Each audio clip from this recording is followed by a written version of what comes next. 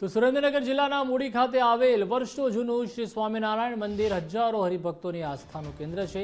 ભગવાન સ્વામિનારાયણ રાધાકૃષ્ણ દેવ હરિકૃષ્ણ મહારાજ સહિતના દેવોને અહીં પધરાવ્યા ત્યારથી આજ સુધી આ મંદિર સત્સંગ ભક્તિ અને સંસ્કારનું પ્રતીક રહ્યું છે। આ વર્ષે મંદિરના 203માં પાટોત્સવ તથા શિક્ષાપત્રી રચનાના 200 વર્ષ પૂર્ણ થવાના ઉપલક્ષ્યમાં આગામી 21 થી 23 જાન્યુઆરી દરમિયાન ત્રિદિવસીય સમયો ઉત્સવનું ભવ્ય આયોજન કરવામાં આવ્યું છે। ઉત્સવ દરમિયાન અન્નકૂટ, મહાભિષેક, રાજોપચાર, પૂજન, ભવ્ય શિક્ષાપત્રી, પોથી યાત્રા, મહાપ્રસાદ, મહાવિષ્ણુ યાગ, અખંડ ધૂન સહિત સંહિતા પાઠ તેમજ વસંત પંચમીના દિવસે વિશેષ કાર્યક્રમો યોજાશે। રાજ્ય સહિત દેશ વિદેશમાંથી લાખો હરિભક્તો ઉપસ્થિત રહે તેવી શક્યતા છે।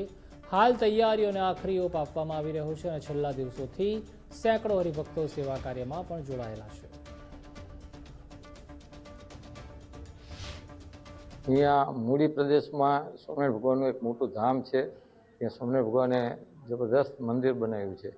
એ મંદિરના 203 વર્ષ થયા અને સ્વામિનારાયણ ભગવાને જે શિક્ષાપત્રી, જે સર્વજીવ હિતવ કહેવાય, એ શિક્ષાપત્રી જે રચના કરી છે એ સર્વજીવના હિતમાં એની રચના છે અને એનો 200મો વર્ષ ઉત્સવ આવી રહ્યો છે।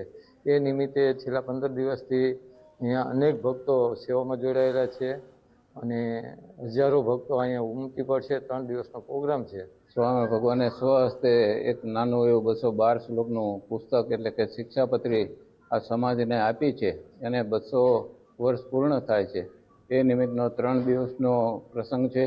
3 દિવસની અંદર 3 દિવસ શિક્ષાપત્રી ભાષ્યની કથા થશે, યજ્ઞ થશે અને આને અનુલક્ષીને અગાઉ ઘણા બધા પ્રસંગો મોરી મંદિરે કરેલા છે અને એમાં આચાર્ય મહારાજશ્રી અને લાલજી મહારાજનો એ એક અનુરોધ છે કે સમાજને કંઈક ઉપયોગી થાય એવો જ આ પ્રસંગને અનુલક્ષીને કાર્ય કરવા।